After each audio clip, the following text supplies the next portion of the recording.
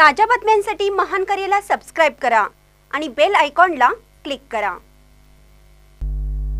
इचलकरंजीत लाखो रुपये खर्चूनही सारण गटारी तुंबलेल्याच।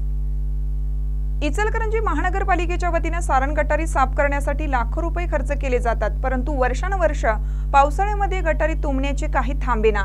आजही तुरळक पावसाने आंबेडकर नगरमधील सारण गटारी तुंबल्या आणि अनेक घरांमध्ये गटारीचं पाणी शिरलं। वर्षानुवर्ष सदरचा प्रकार घडत असतानाही महापालिका मात्र नागरिकांच्या आरोग्याचा खेळ उघड्या डोळ्यांनी पाहत आहे।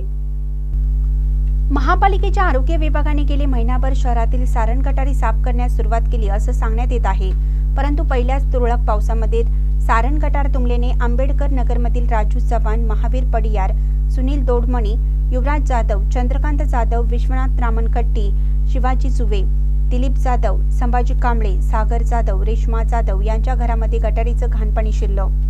याबाबत महानगरपालिकेला माहिती देऊ नये बुधवारी सायंकाळपर्यंत तरी महापालिकेच्या आरोग्य विभागाचा एक तरी अधिकारी अथवा कर्मचारी तुंबलेल्या सारण गटारी साफ करण्यासाठी फिरकलाच नाही।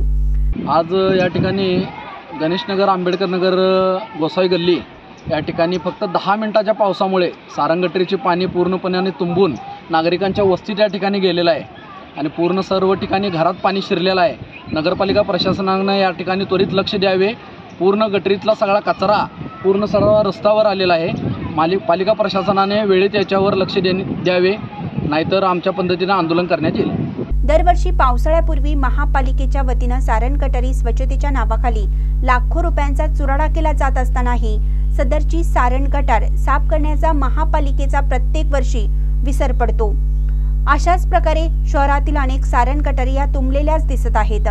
मग नेमक्या सारण गटारी साफ होतात की कागदोपत्री सोपास्कार पार पडून नागरिकांनी जमा केलेला पैशांचा चुराडा केला जातोय, हा संशोधनाचा विषय बनला आहे। आंबेडकर नगरमधील सारण गटार त्वरित साफ केली नाही तर तीव्र आंदोलन छेडण्याचा नागरिकांनी इशारा दिला। महानकरी न्यूजसाठी प्रवीण पवार, इचलकरंजी।